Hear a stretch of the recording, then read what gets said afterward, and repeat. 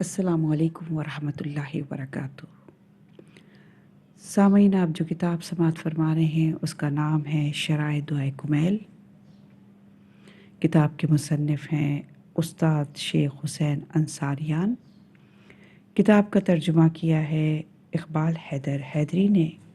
आज हम आपके सामने इसकी 14वीं रिकॉर्डिंग पेश कर रहे हैं सफ़ा नंबर 274 से। दुआ का अगला जुमला, बिस्मिल्लाहिर्रहमानिर्रहीम। अल्लाहुम्मा ला अजिदु लिज़ुनूबिल गाफ़िर वला लिक़बाइहि सातिर वला लिशैइन मिन अमली अलक़बीह बिल हसन मुब्दिलन गैरिक। खुदाया मेरे गुनाहों के लिए बख्शने वाला, मेरे अयूब की पर्दापोशी करने वाला, मेरे कभी आमाल को नेकियों में तब्दील करने वाला तेरे अलावा कोई नहीं है। गुनाहों का बख्शने वाला। खुदावंद आलम के अस्माए हुस्ना और उसके बुलंद और बाला सफ़ात में सिफ़त गाफिर और गफ़ूर है, यानी बख्शने वाली ज़ात, बल्कि बहुत ज़्यादा बख्शने वाला है। सिर्फ़ शर्त यह है कि इंसान वाकई और हकीकी तौबा करे। गुनाहगार को चाहिए कि खुदा की सिफ़त गफ़ूर पर तवज्जो करे और इसी से उम्मीदवार रहे कि अगर वो अपने गुनाहों से तौबा कर ले, बुराइयों से हाथ खींच ले, गुनाहों से दूरी करे और ईमान व अमल साले से मुज़य्यन हो जाए तो यकीनन खुदावंद आलम इसके तमाम गुनाहों को माफ़ कर देता है। इस सिलसिले में नाउम्मीद और मायूस होना एक गुनाह अजीम और अज़ाब इलाही का सबब है, बल्कि कुरान मजीद के फरमान के मुताबिक कुफ्र के बराबर है। सूरह यूसुफ की आयत नंबर 87 में इरशाद बारी ताला है, इसकी रहमत से काफिर कौम के अलावा कोई मायूस नहीं होता।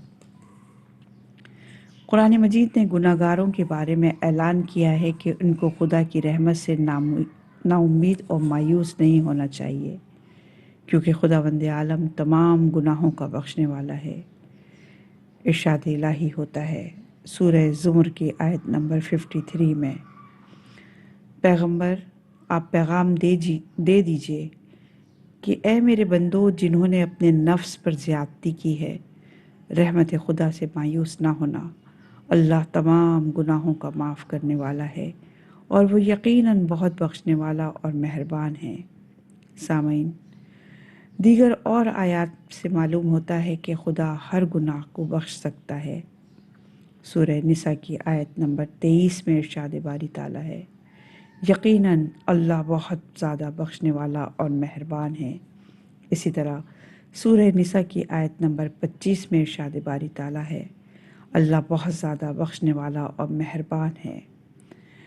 सूरह माइदा की आयत नंबर 39 में इरशाद बारी ताला है, फिर जुल्म के बाद जो शख्स तौबा कर ले और अपनी इस्लाह कर ले तो खुदा इसकी तौबा कबूल करेगा कि अल्लाह बड़ा बख्शने वाला और मेहरबान है।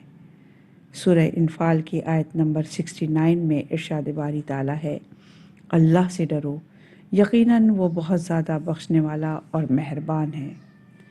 जी हाँ, अगर कोई शख्स अपने गुनाहों से तौबा करे, तौबा के बाद गुनाहगार कबीरा से इज्तनाब करे और गुनाहगार सगीरा पर इसरार ना करे और अपने क़ज़ा शुदा वाजिबात को अदा करे, लोगों के गसब शुदा माल को इनको लौटा दे, यकीनन ऐसी ही तौबा वाकई तौबा है जिसकी बिना पर इसकी तमाम बुराइयां बख्श दी जाएंगी। हुज़ूर अकरम सल्लल्लाहु अलैहि वसल्लम हकीकी तौर पर तौबा करने वाले की निशानियां बयान फरमाते हैं। तौबा करने वाले की 4 निशानियां हैं। अपने आमाल और किरदार में खुदावंद आलम की मुतलक तौर पर फरमाबरदारी करना, बातिल को छोड़ देना, हक़ का पाबंद होना और नेकी और भलाई में बहुत ज़्यादा रग़बत रखना।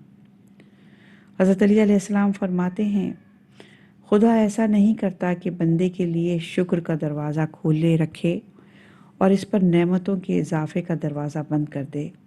इसी तरह دعا کا دروازہ کھولے رکھے لیکن باب اجابت کو بند کر دے، نیز توبہ کا دروازہ کھلا رکھے اور عفو اور بخشش کا دروازہ بند کر دے۔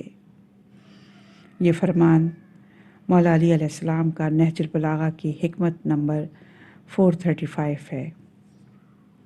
برائیوں کو چھپانے والا خداوند عالم کی ایک اہم صفت یہ ہے کہ جو شخص چھپ کر کسی گناہ کو انجام دیتا ہے اور یہ نہیں چاہتا کہ کوئی اس کے گناہ سے آگاہ ہو جائے تو خدا بھی اس کو چھپاتا ہے۔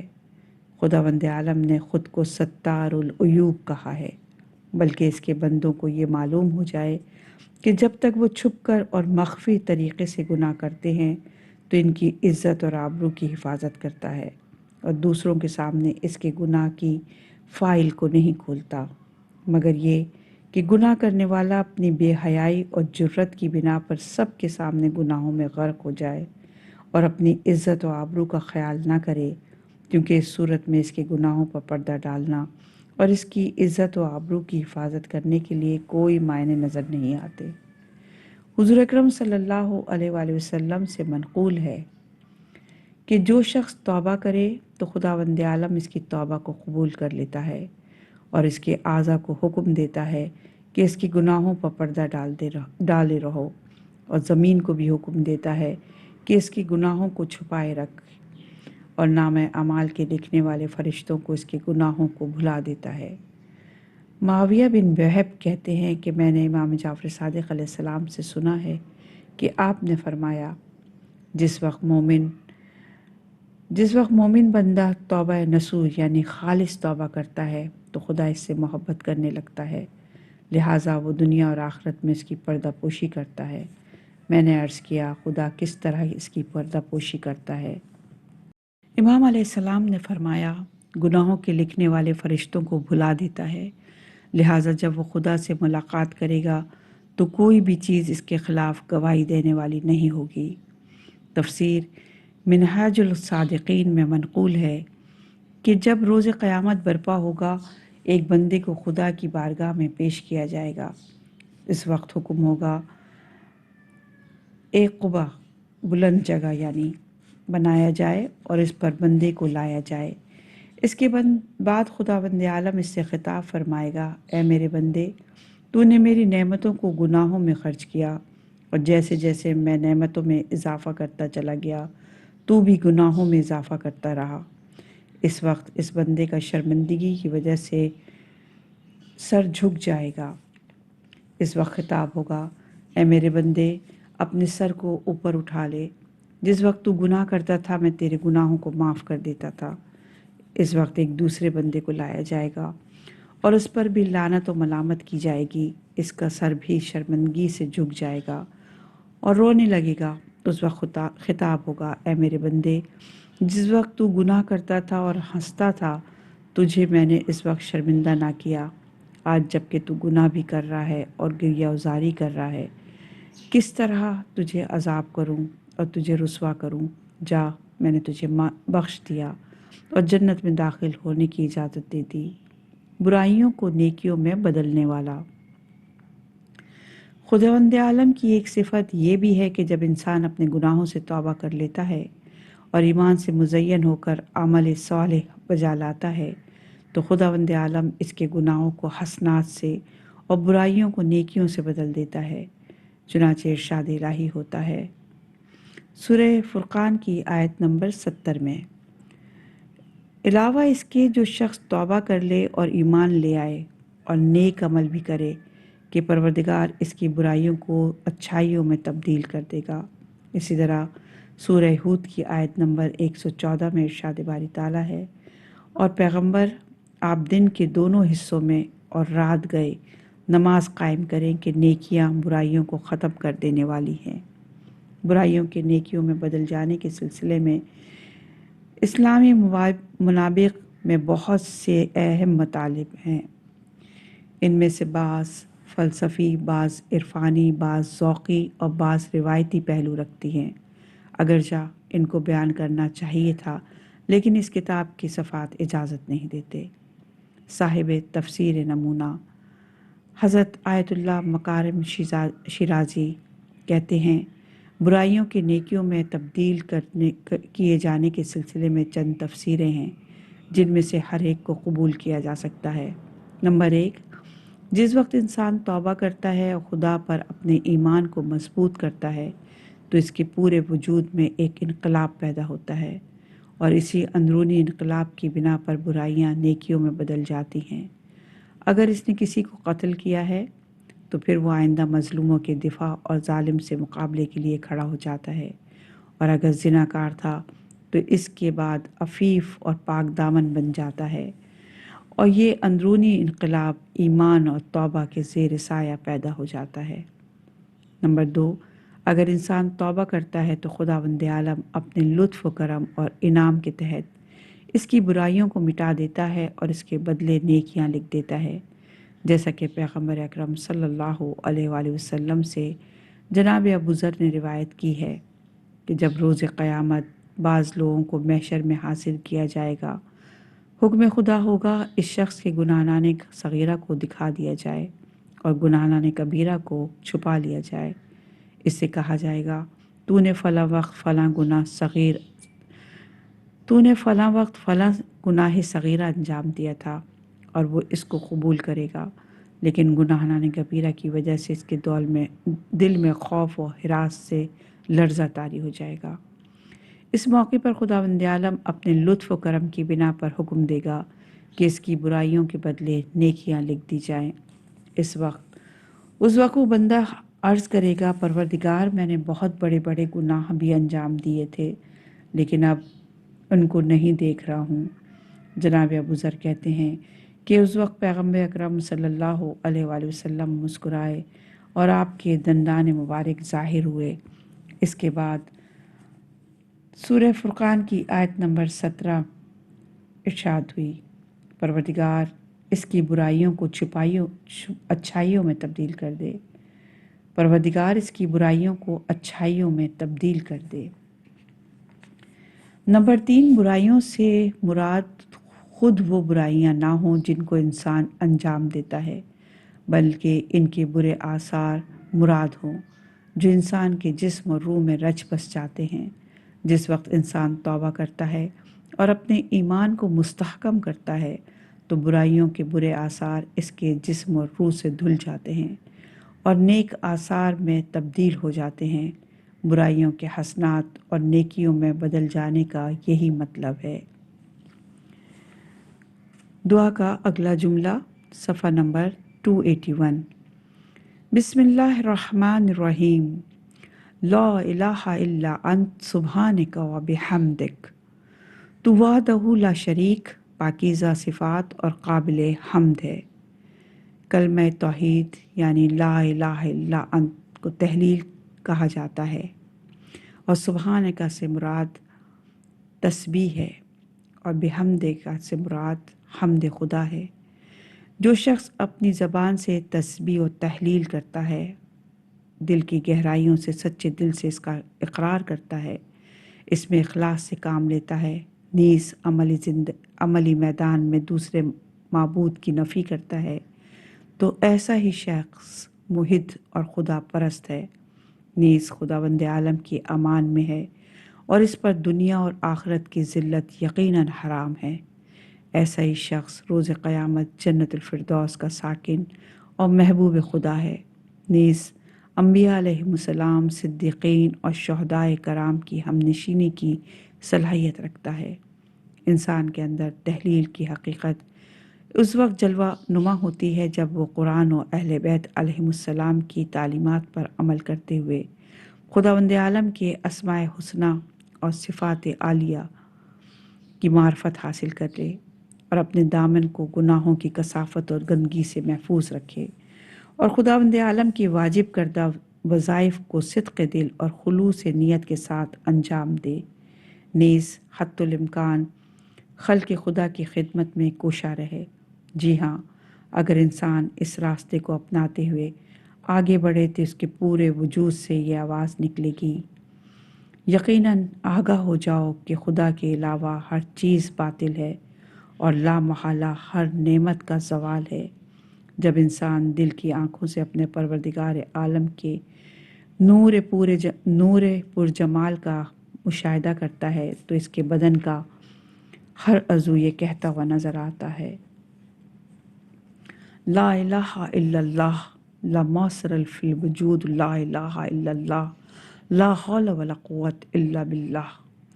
क्या वाक़ईन इस कायनात में खुदा के अलावा कोई खुदा है जिसकी बारगाह में अपना सर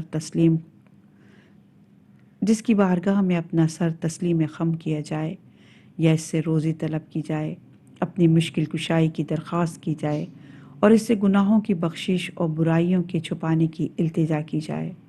हकीकत तो ये है कि दुआए कुमैल के इस हिस्से में खुदावंद आलम की तस्बीह व तहलील और मदह व सना की गई है, क्योंकि दुआ करने वाला अपनी ज़िल्लत व बेचारगी और फ़ख्र व मोहताजगी नीज़ गुनाहों के इकरार के बाद इसकी बारगाह में ये अर्ज़ करता है, मैंने अपने गुनाहों को बख्शने वाला या इनको छुपाने वाला किसी को नहीं पाया,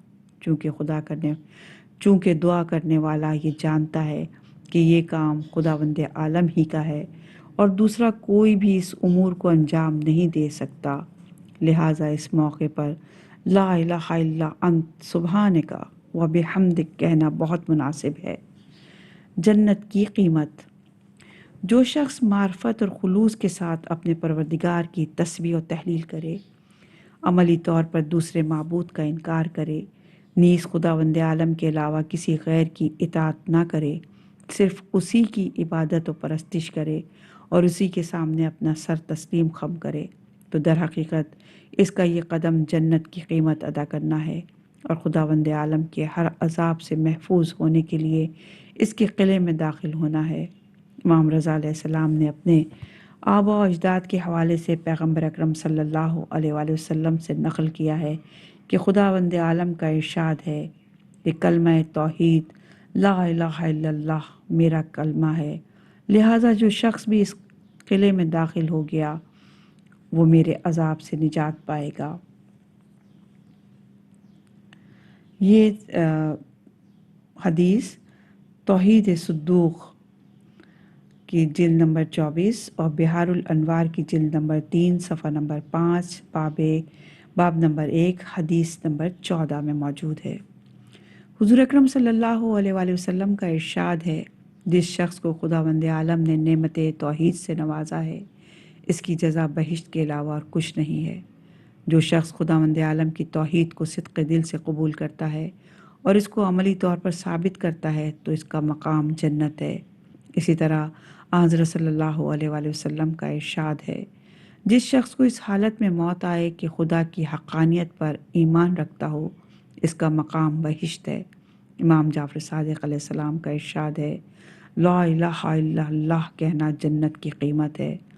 इसी तरह इमाम सादिक़ अलैहिस्सलाम का इरशाद है, जिस शख्स ने खुलूस के साथ ला इलाहा इल्लल्लाह कहा वो बहिश्त में दाखिल हो गया। ला इलाहा इल्लल्लाह का इखलास के साथ कहने से मुराद इंसान की खुदा की हराम करदा चीज़ों से बाज रहना है। एक शख्स इमाम मोहम्मद बाक़र अलैहिस्सलाम की खिदमत में हाजिर होकर इस हदीस के बारे में सवाल करता है तो इमाम अलैहिस्सलाम ने फरमाया, यह हदीस सही है। वो शख्स इमाम अलैहिस्सलाम के पास से उठकर चल पड़ा। जब वह आपकी दौलत गदे से बाहर निकल गया तो आप अलैहिस्सलाम ने फरमाया, इस शख्स को वापस बुलाओ, और इसके बाद फरमाया कि इस कलमे ला इलाहा इल्लल्लाह के शराइत हैं और हम इसकी शराइत में से हैं, क्योंकि हम खुदा की तरफ से इमामत के लिए मुंतखब हुए हैं और हमारी इताअत तमाम उमूर पर वाजिब है। यह हदीस बिहारुल अनवार की जिल्द नंबर 30 सफ़ा नंबर 13 बाब नंबर 1 हदीस नंबर 28 में मौजूद है और मुदरिकुल वसाइल जिल्द नंबर 5 सफ़ा नंबर 359 बाब नंबर 36 हदीस नंबर 6083 में मौजूद है। बहरहाल इंसान के लिए राह निजात सिर्फ़ और सिर्फ तौहीद खुदा और इसकी शराइत हैं, यानी जब इंसान खुदा की मार्फत हासिल करे और इसको यकीन हासिल हो जाए कि इसके अलावा कोई माबूद नहीं है और ये तमाम मौजूदात इसकी मिल्कियत हैं और इसी की अता करदा रिस्क खाते हैं। नीज़ अम्बिया अलैहिस्सलाम की नबूवत, आइम्मा अतहार अलैहिमुस्सलाम की इमामत اور قرآن پر ایمان رکھے اور اسلامی تعلیمات کے مطابق اپنی زندگی گزارے تو ایسا انسان راہ نجات پر یقیناً ہے۔ لہٰذا اگر انسان توحید کا اقرار کرتے ہوئے کوئی نیک کام کرے تو اس کا وہ عمل قابل قبول ہوگا، اور اگر اس سے غفلت کی وجہ سے کوئی گناہ سرزد ہو جائے تو شرمندگی کے ساتھ توبہ کرنے پر اس کا گناہ معاف ہو جائے گا۔ لیکن اگر کوئی شخص خداوند عالم پر ایمان ہی نہ رکھتا ہو اور اس کا کوئی بھی عمل قابل قبول نہ ہوگا، اور اس کا چھوٹے سے چھوٹا گناہ بھی نہیں بخشا جائے گا۔ اگر مسلمان اپنے گناہ کبیرہ کی وجہ سے عذاب قیامت میں مبتلا ہوگا تو اسی توحید کی وجہ سے اسے نجات حاصل ہوگی۔ چنانچہ اس سلسلے میں بہت سی اہم روایات معتبر اور مستند کتابوں میں وارد ہوئی ہیں، جن میں سے کچھ ہم پیش کرتے ہیں۔ ایک حدیث نقل کرتے ہوئے ہم کہتے ہیں کہ حضور اکرم صلی اللہ علیہ وآلہ وسلم نے جناب ابراہیل سے فرمایا، اے جبرائیل، دوزخ کی صفات بیان کرو۔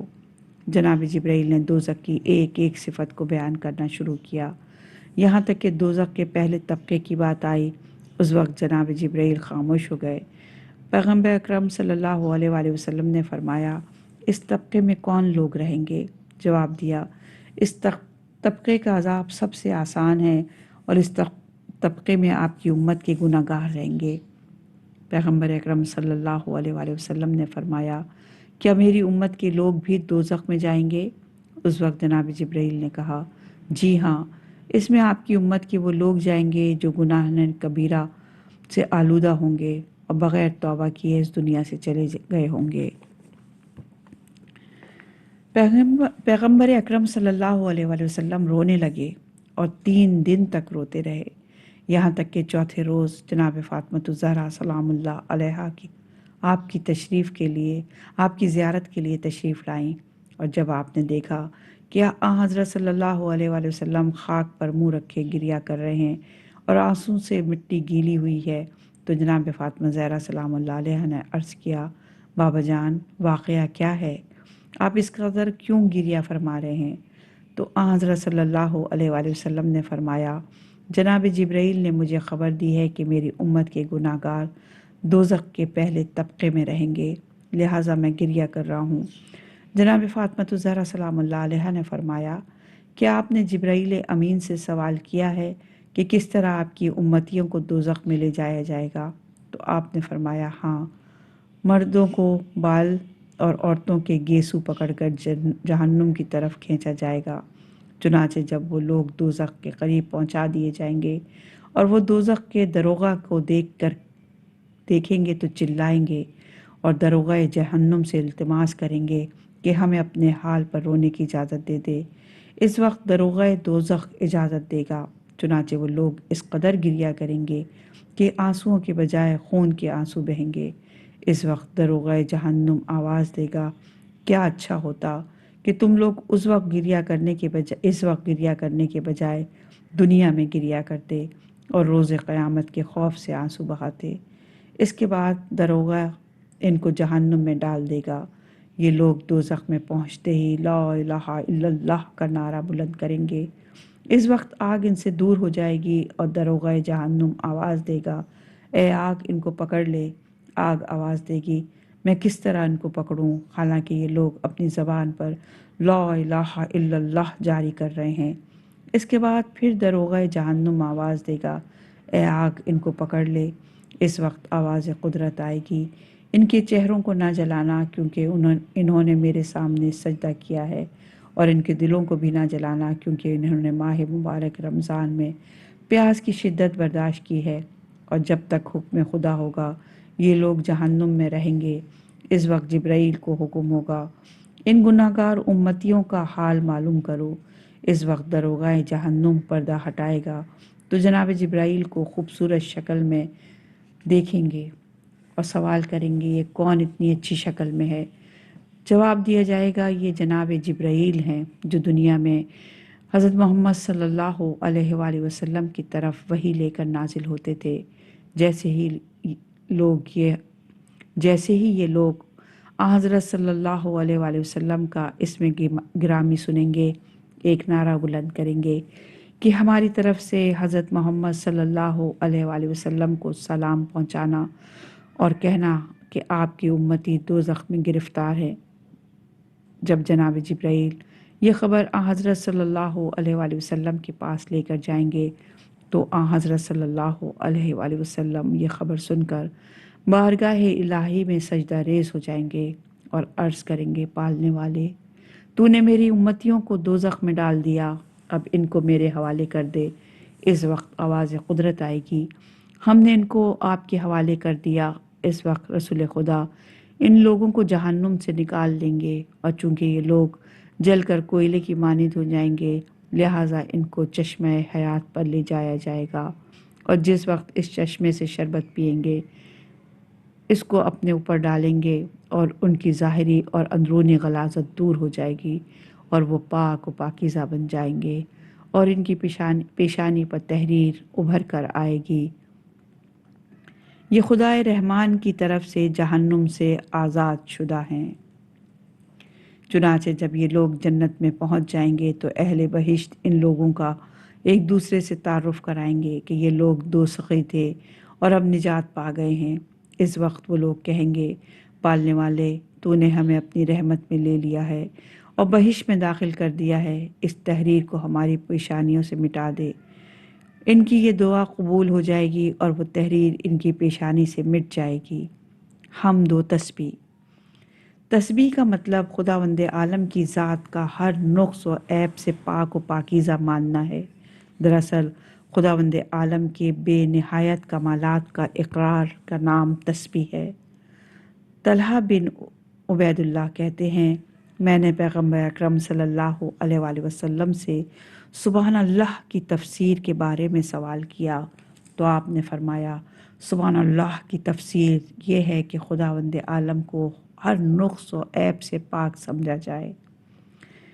امیر المومنین علیہ السلام سے سبحان اللہ کی تفسیر کے بارے میں سوال کیا گیا تو آپ نے فرمایا، خداوند عالم کے جلال کو بزرگ شمار کرنا اور اس کو ہر طرح کے شرک سے پاک و پاکیزہ جاننا، لہٰذا جس وقت انسان اخلاص و یقین کے ساتھ سبحان اللہ کہتا ہے تو تمام فرشتے اس پر درود بھیجتے ہیں۔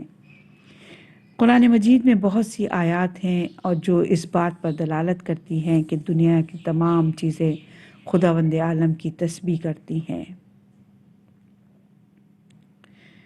سورہ اسراء کی آیت نمبر 44 میں ارشاد باری تعالیٰ ہے، اور جو کچھ ان زمین و آسمان کے درمیان ہیں سب اس کی تسبیح کر رہے ہیں، اور کوئی شے ایسی نہیں جو اس کی تسبیح نہ کرتی ہو۔ یہ اور بات ہے کہ تم ان کی تسبیح کو نہیں سمجھتے ہو۔ دعائے کمیل کی اس حصے میں خداوند عالم کی تسبیح شاید اسی وجہ سے ہو چونکہ دعا کرنے والا انسان